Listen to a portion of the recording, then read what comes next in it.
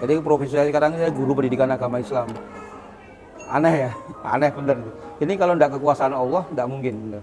Ini memang Allah ingin menunjukkan kekuasaannya, merubah dari penjahat 7 kali masuk penjara, 2 tahun pecandu narkoba, yang menjadi guru agama.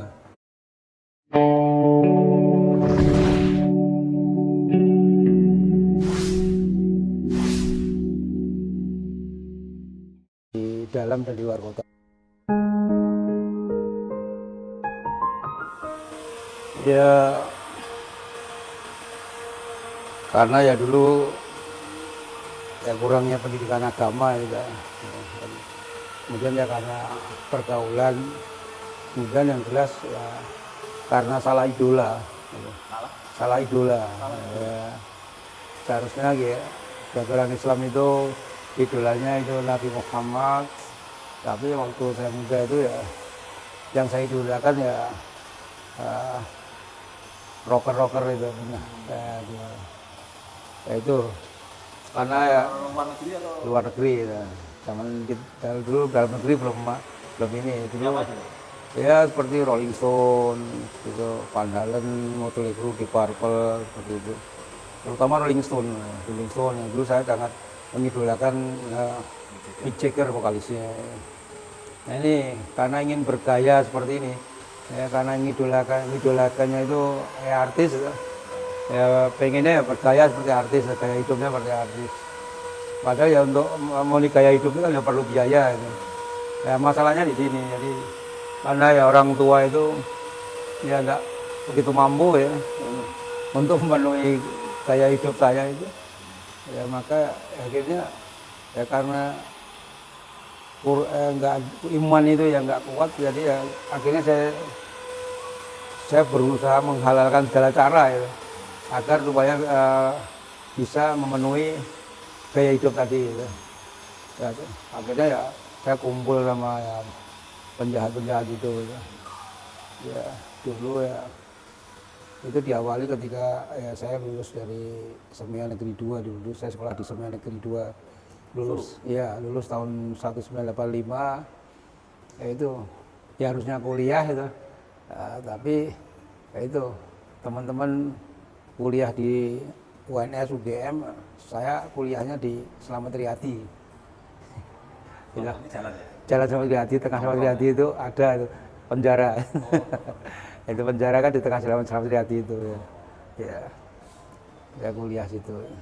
Jadi ya dulu berapa pengen kuliah, tapi ya karena masuk penjara ya pertama kali dulu saya dihukum ya 2 bulan 20 hari dihukum pertama kali dihukum 2 bulan 20 hari kasus ya, nyolong sepeda ondel waktu itu. Masih remaja ya? Masih ya lulus SMA, berarti umur ya 19 tahunan. Itu sepedanya teman sendiri apa? Ya enggak. Ya pokoknya ya kalau sudah punya kumpulan ya wah, nah, jadi kita cari sasaran ya, juru sepeda di itu. Nah, ketika masuk di penjara jadi keluar malah bukannya ya kapok itu tobat, justru malah saya mikir itu, wah ini kalau nyolong sepeda Honda duitnya dikit nih itu. Makanya ini ya gimana supaya saya tingkatkan karir saya. Itu ya di dalam kan banyak ahli-ahli juga, akhirnya keluar dari penjara habis nyolong sepeda Honda meningkat jadi nyolong motor. Ya. Tapi ya, sampai akhirnya itu puncak ya, karir saya jadi penjahat waktu itu. Saya tahun 88 itu bergabung dengan kelompok Selamat Gundul waktu itu. Ya. Kelompok Selamat Gundul ya, itu penjahat dia paling dicari polisi dari Sabang sampai Merauke waktu itu.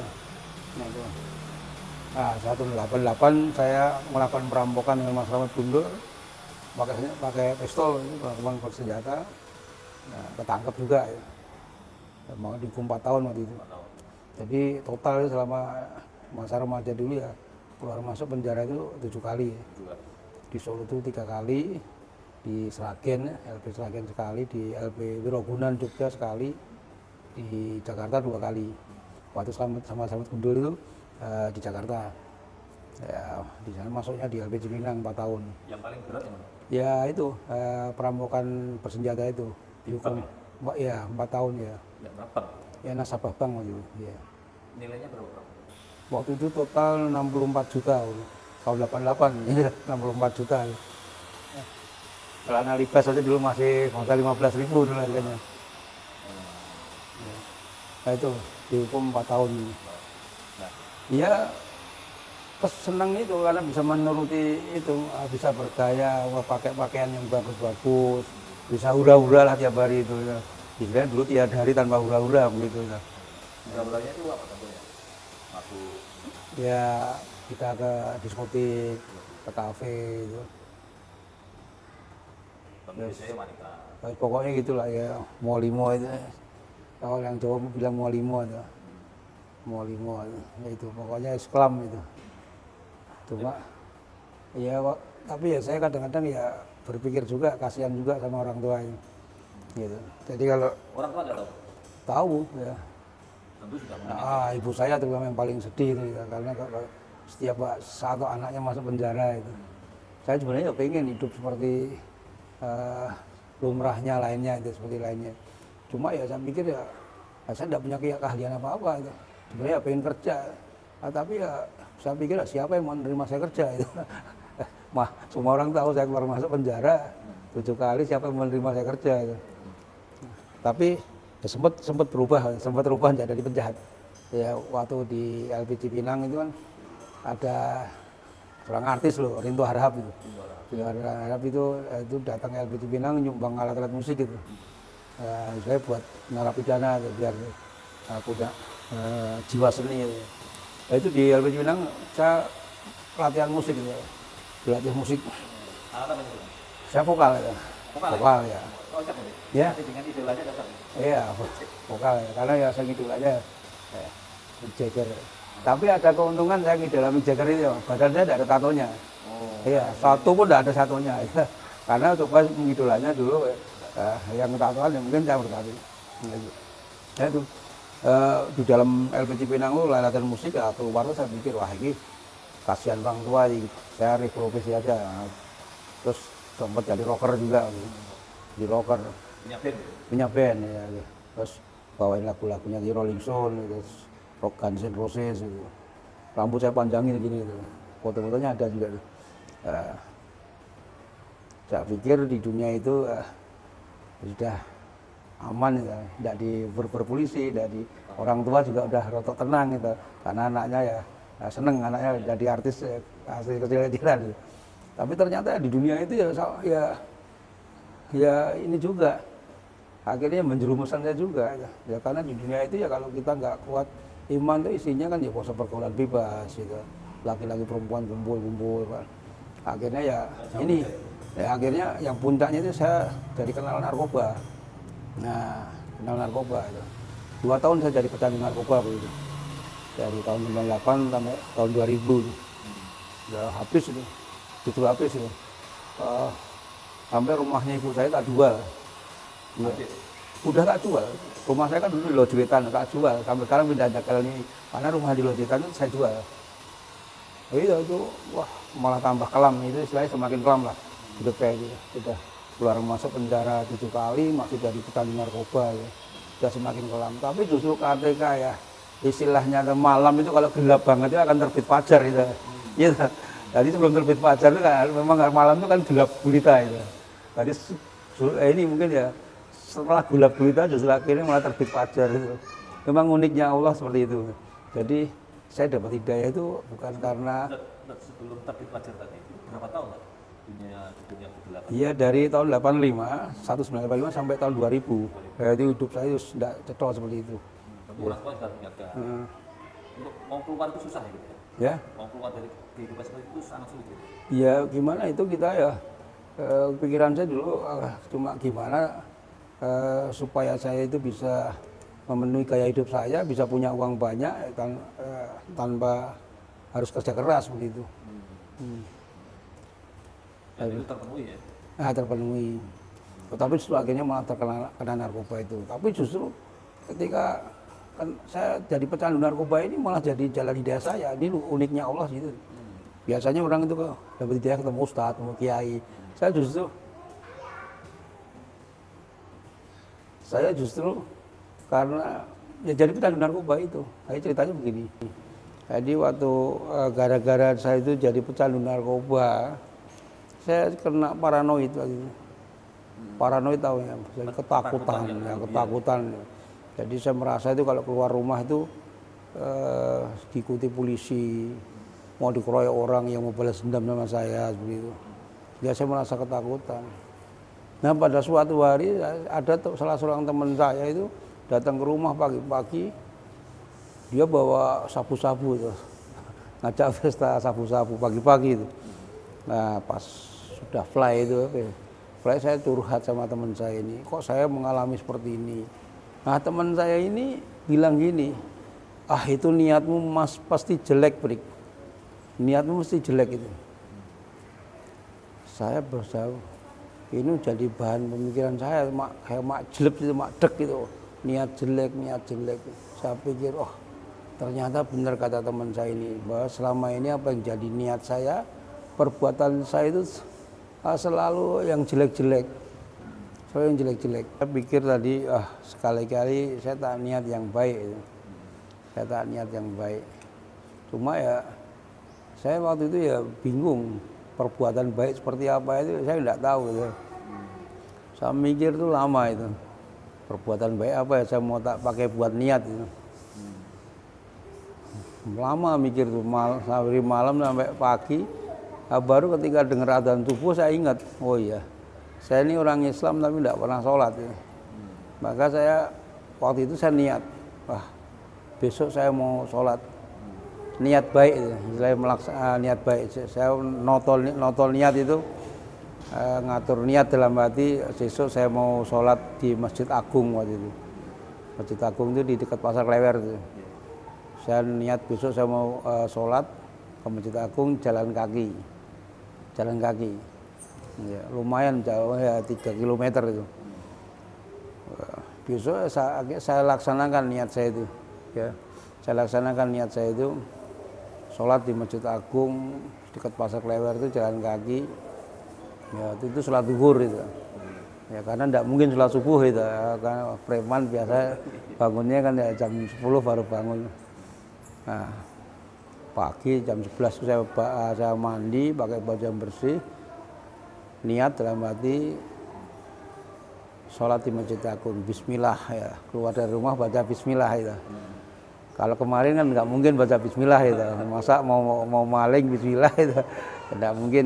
Maka ketika saya niat mau sholat, bismillah saya mau sholat di Masjid Agung, jalan keluar. Nah, ketika saya jalan dari rumah menuju masjid ini, ya ini awal perubahan dalam hidup saya. Biasanya kalau saya niat yang jelek itu di jalan nggak diikuti polisi, mau dikeroyok orang. Gitu. Tapi ketika saya niat mau ke sholat di masjid itu, jalan lancar-lancar saja. Kayak nggak ada polisi, ya tenang. Nggak ada rasa takut. Yaitu ternyata niat itu luar biasa. Niat itu mengaruhi kita. Nah, ketika kita niat karena niat yang nggak baik ya jadi ya penuh rasa takut. Tapi ketika saya niatnya baik, rasa takut itu hilang.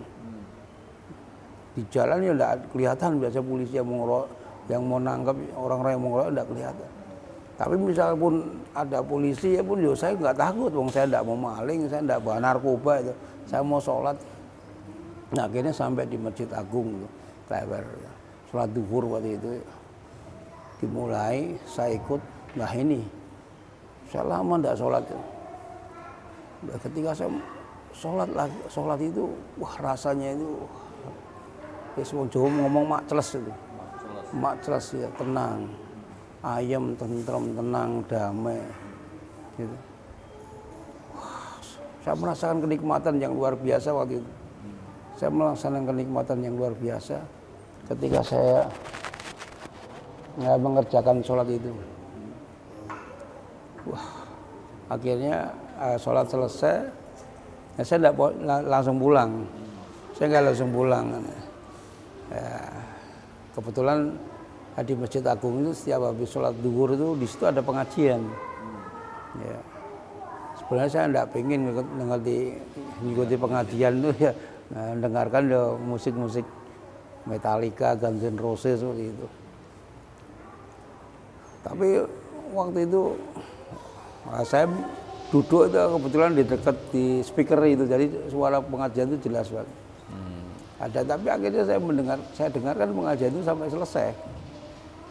Jadi ceritanya gini, jadi ustadz yang ngisi ceramah itu dia bercerita, menceritakan kisah Fudail bin Iyad. Ya.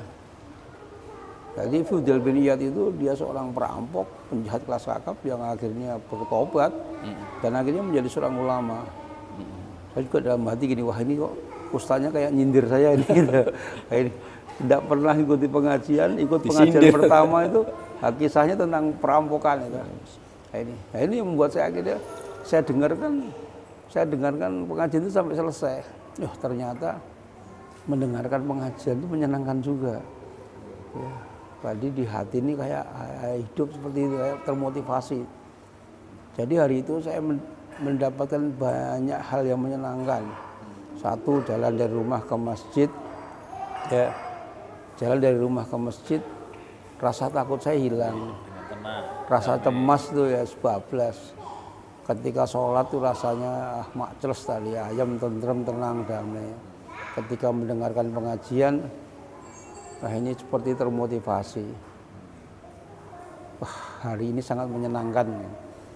Coba besok tak ulangi lagi, saya bilang. Besok tak ulangi lagi. Rasanya juga seperti itu, menyenangkan. Besoknya lagi tak ulangi lagi. Besoknya lagi. Akhirnya sehari, 2 hari, sepekan, 2 pekan, sebulan, 2 bulan. Ya. Akhirnya saya merasakan, wah ternyata hidup seperti ini sangat-sangat menyenangkan. Ya. Akhirnya di tahun 2000 waktu itu, tahun 2000 ya saya putuskan saya akan meninggalkan kemaksiatan. Tahun 2000 saya akan hidup di jalan Allah, saya akan mengganti kehidupan saya itu. Yang tadinya selalu merugikan orang, saya akan berusaha mengganti kehidupan saya. Tapi ya awal-awal itu berat. Jadi mengawal-awal itu ya berat. Ujian pertama itu saya teman-teman saya itu enggak mau kumpul sama saya lagi. Teman-teman lama. Teman-teman ya wong beling-beling itu ya, orang-orang yang itu enggak mau kumpul sama saya lagi. Mereka ya bilang, wah sekarang nggak usah kumpul sama Jabrik lagi tuh. Dia nggak gaul lagi gitu. Saya bilang ya, mereka bilang saya katanya tobatnya kebablasan itu. Tobatnya kebablasan itu. Saya dibilang wah ini overdosis itu. Ini karena overdosis narkoba itu.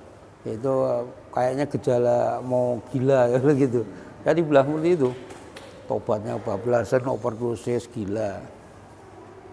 Sebenarnya ya emosi juga sebenarnya. Tapi pas saya mendengarkan pengajian di Masjid Agung itu, Rasulullah aja, manusia yang mulia aja pernah dikatakan majnun, gila, dan tidak marah.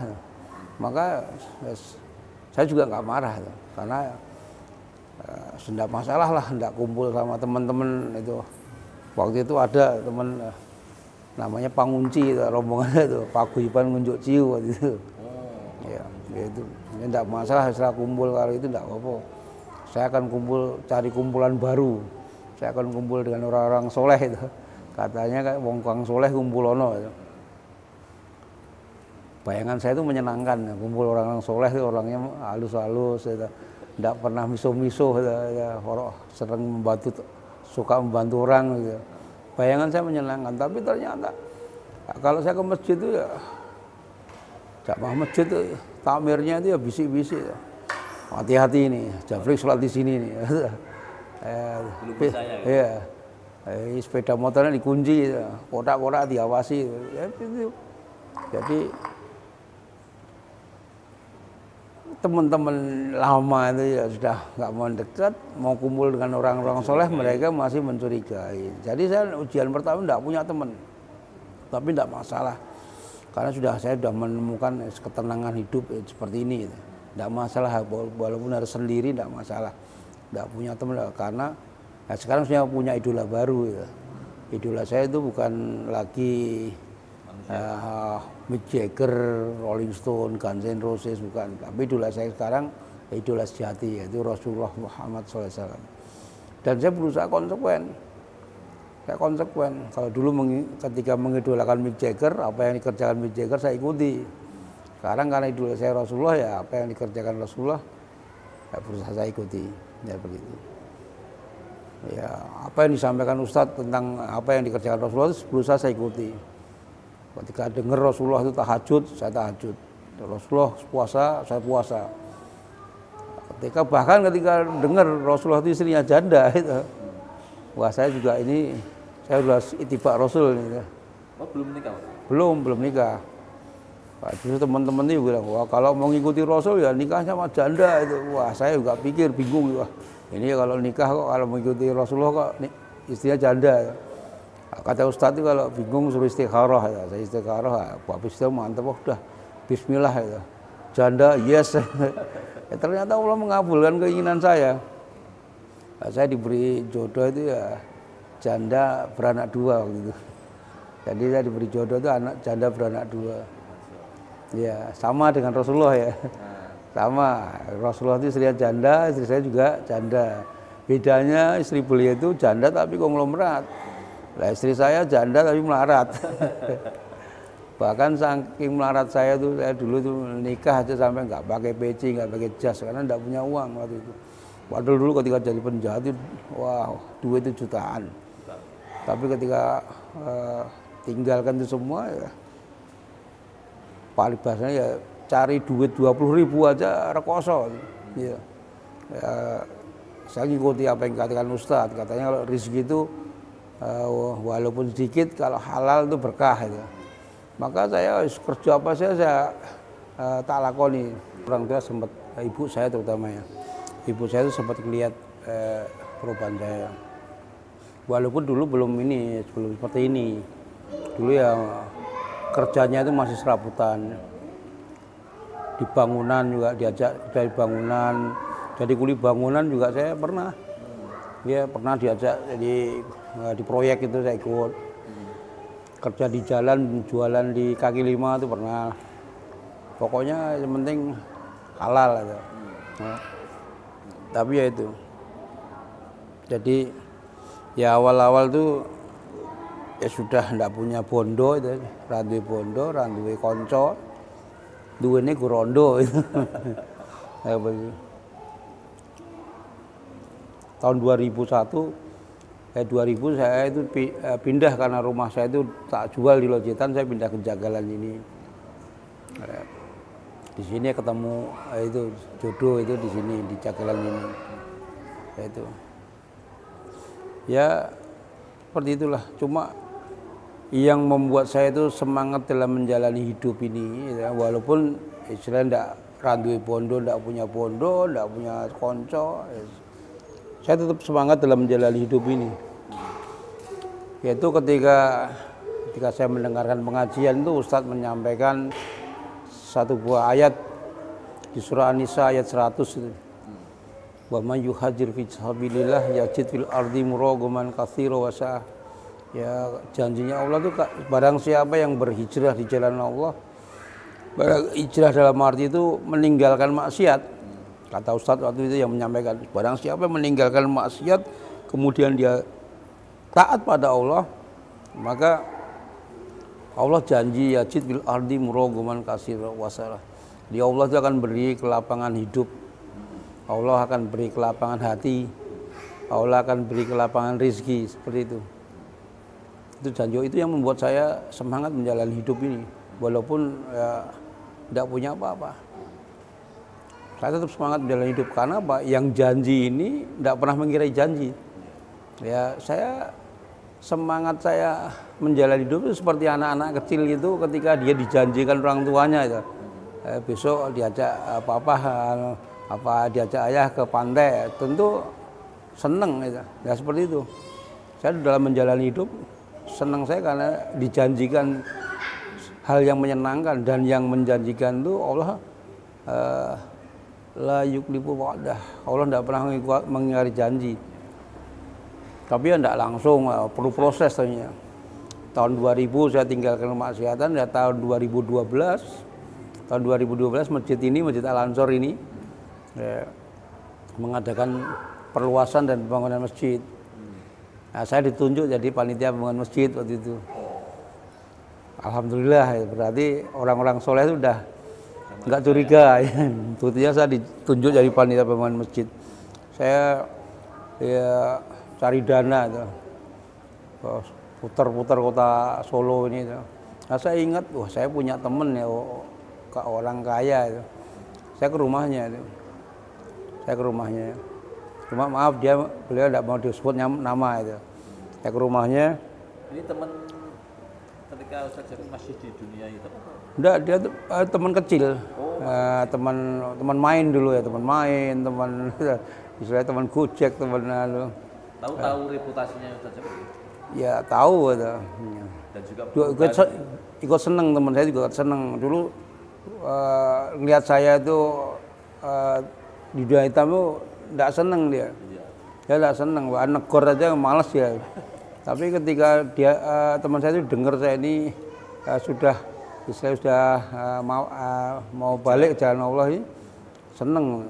Saya main ke rumahnya seneng banget ya. Teman saya seneng banget. Wah, seneng, teman saya itu seneng banget. Melihat perubahan saya itu seneng.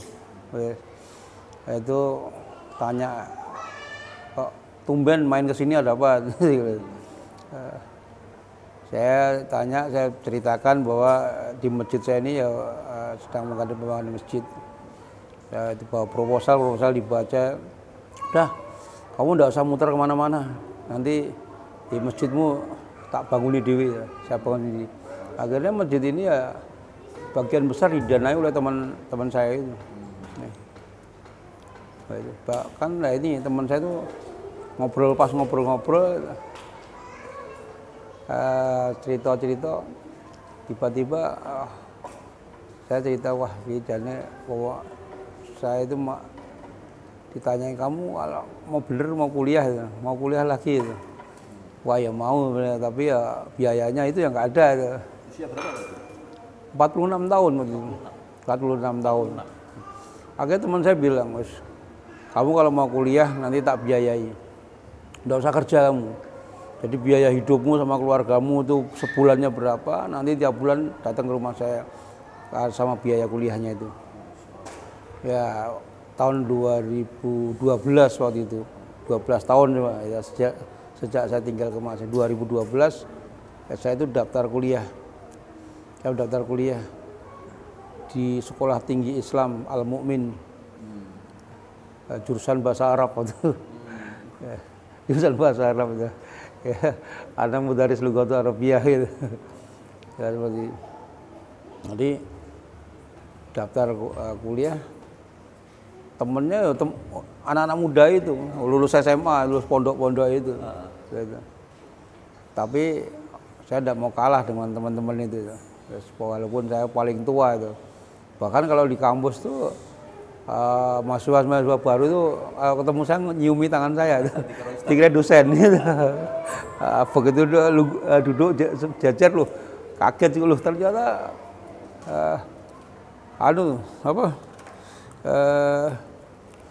mahasiswa juga seperti itu. Ternyata mahasiswa juga. Saya bilang, wah tiwas tadi tak ciumi tangannya, seperti itu. Jadi seperti itulah. Akhirnya saya kuliah di Sekolah Tinggi Islam tadi. Tapi bahkan di usia 50, ya, saya kuliah 2 tempat. Secara bersamaan? Ya karena di setim tadi ya sudah hampir selesai ya. Sudah tinggal bikin skripsi apa kan udah longgar itu. Mata kuliah pun tinggal 2 beberapa itu. Saya ambil di Muhammad Abu Bakar juga. Dan itu memperdalam bahasa Arab itu di Muhammad Abu Bakar UMS. Wah itu. Usia 50 tahun? 50 tahun. Nah, jadi ketika usia saya waktu itu 51 tahun 2017 saya lulus dari Sekolah Tinggi Islam. Saya di wisuda, sekarang punya gelar itu. Sekarang nama saya dulu Sri Mulyana penjahat, sekarang Sri Mulyana pakai SPD gitu.